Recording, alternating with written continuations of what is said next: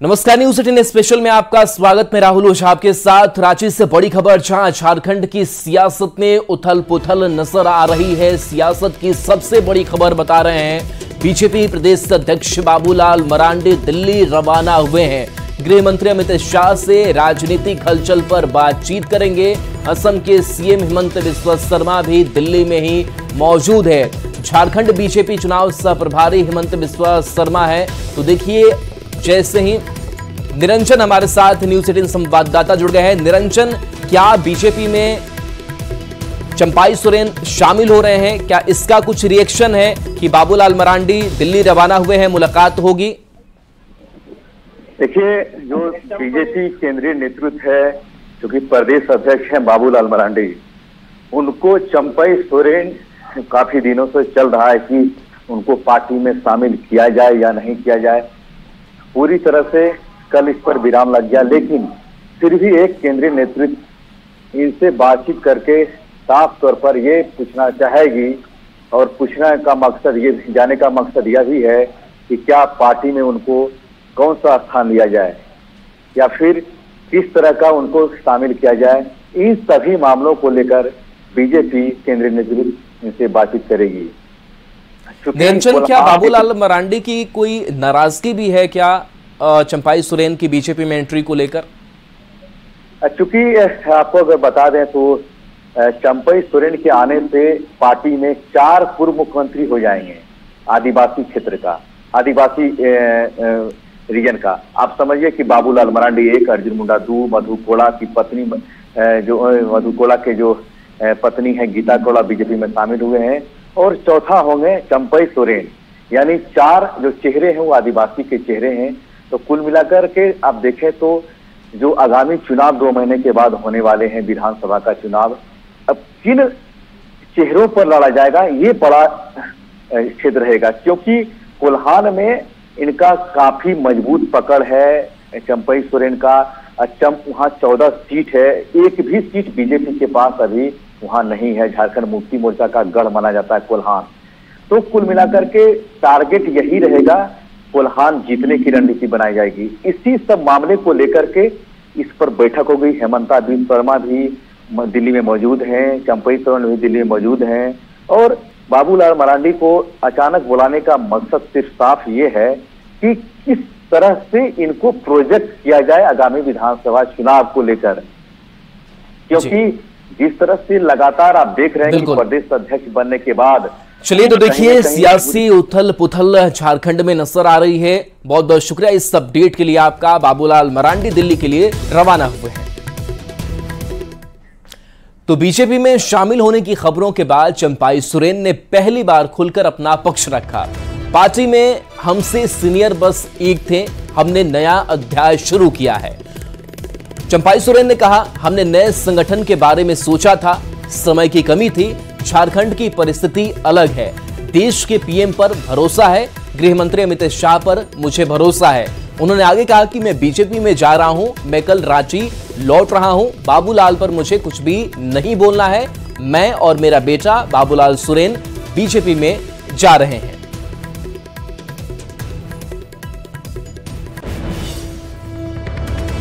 पहले तो हम सोचा था संगठन बनाएंगे नया, समय का कमी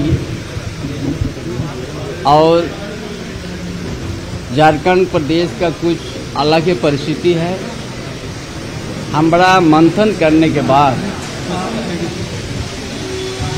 देश का प्रधानमंत्री, माननीय प्रधानमंत्री का उनका ऊपर विश्वास किया, गृह मंत्री अमित शाह के ऊपर विश्वास हमारा बढ़ गया, और भारतीय जनता पार्टी में शामिल होने का हमने निर्णय ले लिया। और देखिए, चंपाई सोरेन की सुरक्षा बढ़ाई जाएगी, Z या Z+ सुरक्षा मिल सकती है। अभी औपचारिक ऐलान होना बाकी है। बता दें कि गृह मंत्री अमित शाह से मुलाकात हुई। बीजेपी में शामिल होने के बाद से सुरक्षा चंपाई सोरेन की बढ़ाई जाएगी। बताया जा रहा है कि Z या Z+ सुरक्षा चंपाई सोरेन को मिल सकती है।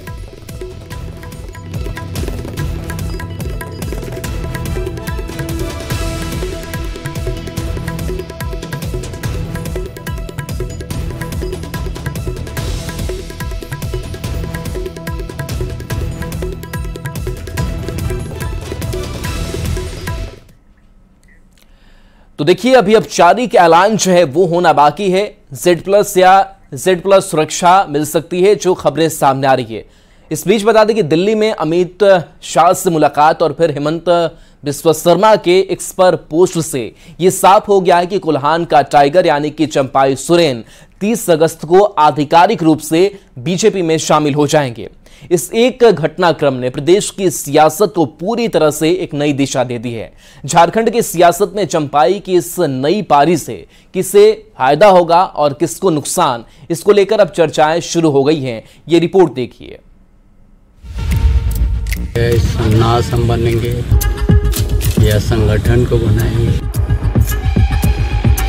या उसी रास्ते में अगर अच्छा दोस्त मिलेगा तो हम दोस्ती करेंगे। चुनावी मुहाने पर खड़े झारखंड में उपजे सियासी उथल पुथल ने प्रदेश की राजनीति में कई सवालों के जन्म के साथ एक नए तरह की चर्चाओं को तेज कर दिया है। और इस चर्चा के केंद्र में है सूबे के पूर्व सीएम चंपाई सोरेन। और सवाल है कि कुल्हान टाइगर के हाथों में बीजेपी का कमल आने से जेएमएम को कितना नुकसान होगा और बीजेपी को कितना फायदा होगा। जेएमएम से राजनीति की शुरुआत करने वाले चंपाई सोरेन शिबू सोरेन के सबसे भरोसेमंद नेता माने जाते थे। यही वजह है कि हेमंत सोरेन के जेल जाने के बाद चंपाई सोरेन के हाथों में सत्ता की बागडोर सौंप दी। लेकिन अब परिस्थितियां बदल गई हैं। हेमंत सोरेन के जेल से आने के बाद जिस तरह से चंपाई सोरेन के हाथों से सत्ता की चाबी छीनी गई, उसने उनके स्वाभिमान को जब ठेस पहुंचाया तो कुल्हान के टाइगर ने बगावत के बिगुल बजा दिए। चुनाव से ठीक पहले तीर धनुष का साथ छोड़ प्रदेश में कमल खिलाने की ठान ली। लेकिन सवाल ये कि क्या चंपाई सोरेन बीजेपी के लिए हुक्म का इक्का साबित होंगे? चंपाई से बीजेपी को कितना फायदा? चुनाव में मजबूती मिलेगी? आदिवासी सेंटिमेंट का फायदा मिलेगा? वोट शेयर में इजाफा हो सकता है? कुल्हान में पार्टी मजबूत होगी? चंपाई सोरेन झारखंड की राजनीति में एक बड़ा नाम है, जिसका एक तरफ जहां बीजेपी को फायदा मिलेगा तो दूसरी तरफ जेएमएम को नुकसान की आशंका जताई जा रही है। जेएमएम को कितना नुकसान? बगावत से चुनाव पर असर पड़ेगा? आदिवासी सेंटिमेंट को झटका? आदिवासी वोट बैंक में बिखराव? कुल्हान में पार्टी को नुकसान? जेएमएम नेता और खुद पार्टी प्रमुख चंपाई सोरेन की इस ताकत को अच्छे से समझते हैं। यही वजह है कि बगावत की खबरों और बीजेपी नेताओं से मुलाकात के बाद भी जेएमएम शीर्ष नेतृत्व और खुद कल्पना सोरेन उन्हें अपना अभिभावक बताती रही। चंपाई सोरेन क्यों बीजेपी और जेएमएम के लिए इतने अहम है, इसे भी समझ लीजिए। चंपाई सोरेन की ताकत। झारखंड आंदोलन के लिए पढ़ाई छोड़ दी। आंदोलन से उन्हें एक नई पहचान मिली। 1991 में पहली बार सरायकेला से निर्दलीय विधायक बने। लगातार 6 बार सरायकेला से विधायक चुने गए। 2010 में बीजेपी जेएमएम सरकार में मंत्री बने। 2013 में जेएमएम कांग्रेस सरकार में मंत्री बने। हेमंत सरकार में भी मंत्री बने। 2 फरवरी से 3 जुलाई 2024 तक प्रदेश के सीएम रहे। कुल्हान में राजनीतिक जड़ें सबसे ज्यादा मजबूत। कुल्हान की कई विधानसभा सीटों पर सीधा प्रभाव। झारखंड की सियासत में उनकी हर चाल विरोधियों को चारों खाने चित कर देती है। खासकर कुल्हान क्षेत्र में उन्हें मात देना किसी के लिए भी आसान नहीं है। इसलिए उन्हें कुल्हान टाइगर के नाम से भी लोग पुकारते हैं। ऐसे में देखना होगा कि चुनाव से ठीक पहले चंपाई सोरेन की इस सियासी चाल से किसे कितना फायदा और किसे कितना नुकसान होता है। Bureau report, news 18। और इस पूरी खबर पर अविनाश हमारे साथ न्यूज़ 18 संवाददाता जुड़ गए हैं। अविनाश, ताज़ा बयान सामने आया चंपाई सोरेन का कि वो अब बीजेपी में शामिल होने जा रहे हैं और कल वो रांची पहुंच रहे हैं और माना यह जा रहा है कि जेएमएम और जो मंत्रिमंडल से इस्तीफा है वो दे देंगे। अभी की सियासी हलचल की बात करें तो क्या ताज़ा अपडेट आपके पास? देखिए, दोनों ही तरफ हलचल है। अगर हम बीजेपी की बात कर लें, जो मुख्य विपक्षी दल है, जहां एक नया ठिकाना होगा चंपाई सोरेन का, वहां तो हलचल है ही। इसके साथ साथ अगर हम ये कहें कि सत्ता पक्ष के अंदर और खासकर जेएमएम के अंदर की बात कर लें तो जेएमएम भी इस बात का आकलन करने में जुट गई है कि चंपई सोरेन के बीजेपी में शामिल होने से उन्हें किस पॉकेट में, खासकर मैं पॉकेट इसलिए कह रहा हूं क्योंकि अब सारी चीजें विधानसभा चुनाव के नजरिए से देखी जा रही हैं, तो उस पॉकेट पर जेएमएम की नजर है जहां चंपई सोरेन मजबूत हैं। दूसरी बात यह भी है कि एक चर्चा यह भी चल रही है कि अगर चंपई सोरेन अपना संगठन बनाते, नई पार्टी बनाते, तो वो शायद और भी ज्यादा जेएमएम के लिए नुकसानदेह हो सकता था, क्योंकि उनके जो उम्मीदवार होते अलग अलग कोल्हान की सीटों पर वो ज्यादा मारक हो सकते थे। ये दोनों ही पक्ष मान रहे हैं, दोनों ही पक्ष के नेता भी मान रहे हैं। लेकिन अब चूंकि स्थिति बहुत स्पष्ट हो चुकी है कि वो बीजेपी में शामिल हो रहे हैं, सामने से जो ऑफर आया था उन्होंने स्वीकार भी कर लिया है। चंपई सोरेन ने भी कह दिया है कि 30 अगस्त को वो बीजेपी में विधिवत रूप से, औपचारिक रूप से शामिल हो जाएंगे। एक बड़ी रैली भी होनी है सितंबर के महीने में, पहले सप्ताह में, जो उनके इलाके में होगी और संभवतः केंद्रीय गृह मंत्री अमित शाह भी आएंगे।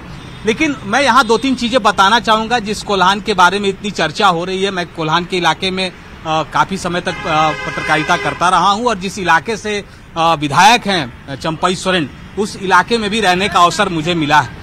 वो इलाका, अगर उस इलाके को अगर आप समझें तो वो विधानसभा क्षेत्र 3 भागों में मुख्यतः बटा हुआ है। मैं सिर्फ इसलिए ये बता रहा हूँ कि जो दर्शक हैं वो समझ लीजिए कि चंपई सोरेन कितने मजबूत हैं और कैसे मजबूत हैं, या फिर अगर वो कहीं मात खाएंगे तो कहाँ संभावना बनती है। सरायकेला, सिर्फ मैं विधानसभा क्षेत्र की बात कर रहा हूँ जहां से वो विधायक है। सरायकेला की अगर आप बात कर लें तो सरायकेला, आदित्यपुर और राजनगर, ये 3 इलाके हैं मुख्य रूप से। आप पिछले जितने भी चुनाव के आंकड़े हैं उसे अगर आप उठाकर देखें तो सरायकेला और आदित्यपुर से हमेशा से ही चंपई सोरेन पिछड़ते रहे हैं। बीजेपी वहां लीड लेती रही है। और अगर हम लीड की बात कर लें तो बीजेपी का 10,000 और 15,000 का लीड इन 2 इलाकों से हो जाता है। लेकिन जब राजनगर का इलाका आता है, जब उसकी काउंटिंग शुरू होती है, तो चंपई सोरेन उस लीड को पाटते हुए फिर विजयी भी हो जाते हैं। ये आपको समझना होगा कि वो राजनगर का इलाका जो है वो चंपई सोरेन के लिए अभेद दुर्ग भी माना जाता है। वो क्यों है? उनके व्यवहार की वजह से है, उनके कामकाज की वजह से है। और एक चीज है जो सबसे मजबूत चीज है, जो हम बार बार ये कहते हैं कि कोल्हान और संथाल में अगर हम जेएमएम की राजनीति की बात करें तो उम्मीदवार से ज्यादा उनका चुनाव चिन्ह प्रभावशाली होता है। और जिस राजनगर की मैं बात कर रहा हूँ, उस पूरा इलाका जो ट्राइबल बेल्ट इलाका है, वहाँ जेएमएम का चुनाव चिन्ह हमेशा से ही बहुत प्रभावशाली रहा है। चलिए, बिल्कुल। तो चंपाई की मजबूती क्या है उस पर हम बातचीत करेंगे। फराह हमारे साथ दिल्ली से जुड़े न्यूज़ 18 संवाददाता। फराह, अगर दिल्ली की अगर बात करें तो चंपई सोरेन की यहाँ पर मौजूदगी है, उधर से बाबूलाल मरांडी भी पहुंच रहे हैं। किस तरीके की सियासी हलचल झारखंड को लेकर के दिल्ली में?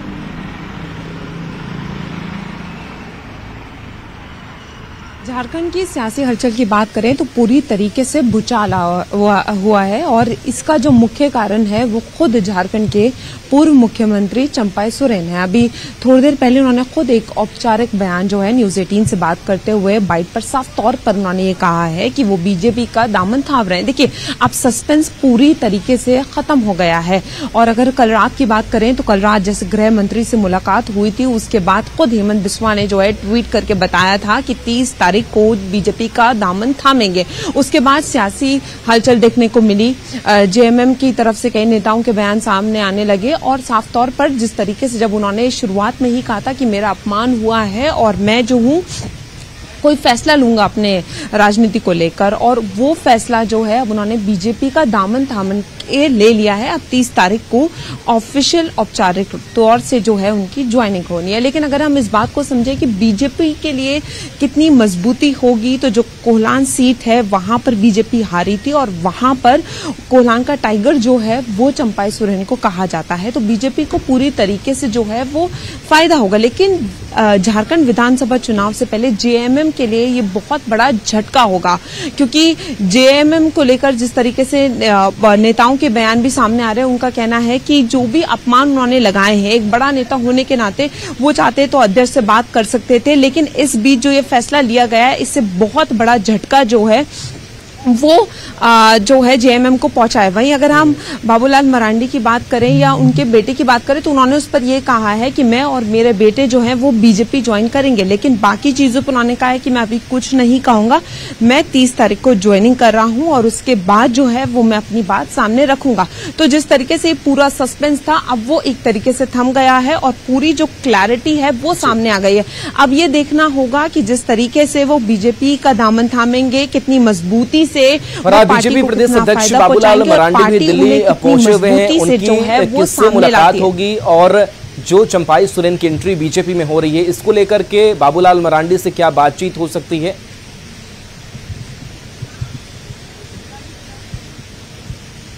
जी देखिए, इसको लेकर भी सवाल किए गए थे, लेकिन उन्होंने कहा कि वो सिर्फ अपनी बात सामने रखना चाहते हैं और किसी चीज पर वो बात नहीं करेंगे। लेकिन अगर बाबूलाल मरांडी की बात की जाए तो उनका भी जो है वो मीटिंग शेड्यूल है और ये माना जा रहा है कि उनकी भी जो है बड़े नेताओं से आज मुलाकात हो सकती है। वहीं अगर हम चंपाई सोरेन की बात करें तो आज उनका भी ये माना जा रहा है कि वो शिवराज सिंह चौहान के साथ, सूत्रों के हवाले से माना जा रहा है कि आज वो डिनर कर सकते हैं। तो और जो सियासी हलचलें हैं वो तेज होती जा रही हैं क्योंकि नाराजगी है और एक तरफ जो है वो मुलाकातें का जो सिलसिला है वो भी जारी है, क्योंकि कल एक बहुत बड़ी मुलाकात हुई और उसके बाद एक ट्वीट सामने आया और ट्वीट सामने आने के बाद औपचारिक तौर पर ये बता दिया गया कि पार्टी का दामन थामा जा रहा है। तो ये जो सियासी हलचल जो है वो पूरी तरीके से भूचाल ला रही है, क्योंकि 2 महीने बाद जो है वो झारखंड में विधानसभा चुनाव होने हैं। ऐसे में जेएमएम को ये बहुत बड़ा झटका है। चलिए बिल्कुल, अविनाश आपके पास आते हैं। अविनाश, बीजेपी की अगर बात करें तो परिवारवाद के खिलाफ लड़ने वाली पार्टी मानी जाती है, लेकिन अगर चंपाई सोरेन की बात करें तो उनकी एक महत्वाकांक्षा बाबूलाल सोरेन को लेकर भी नजर आ रही, जो उनके बेटे हैं, और कहा कि हम दोनों बीजेपी में शामिल होने जा रहे हैं। क्या लग रहा है कि जब कैंडिडेट का सिलेक्शन होगा उसमें चंपाई सोरेन अपने बेटे को आगे करेंगे, अपने जो कुछ समर्थित उम्मीदवार हैं उनको देने की बात करेंगे? नहीं, इसकी संभावना है और आपने सही और इशारा किया है। कल जब मुलाकात हो रही थी तब उनके बेटे भी साथ थे और आपको मैं बता दूं कि वो चाहते हैं, चंपाई सोरेन चाहते हैं, या फिर उनके बेटे की अगर हम बात कर लें तो वो घाटशिला जो विधानसभा क्षेत्र है, रामदास सोरेन इस वक्त जेएमएम के विधायक हैं, लगातार वो चुनाव वहां से जीतते रहे हैं, तो उस इलाके से बाबूलाल सोरेन चुनाव लड़ना चाहते हैं। ये एक महत्वाकांक्षा उनकी है और वो लगातार उस इलाके में सक्रिय भी हैं। लेकिन ये देखना होगा कि बीजेपी में ये इतना आसान नहीं होता है कि पिता भी चुनाव लड़ रहे हैं, बगल की सीट से उनके बेटे को भी मौका मिल जाए। अगर इस तरह का कोई आश्वासन ऊपर से दिया गया होगा, मतलब केंद्रीय नेतृत्व के द्वारा दिया गया होगा, तो मैं नहीं कह सकता।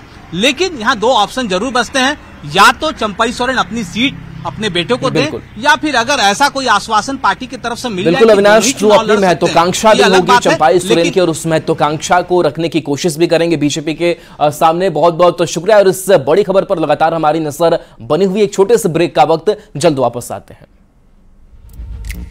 नाज हम बनेंगे या संगठन को बनाएंगे या उसी रास्ते में अगर अच्छा दोस्त मिलेगा तो दोस्ती करेंगे।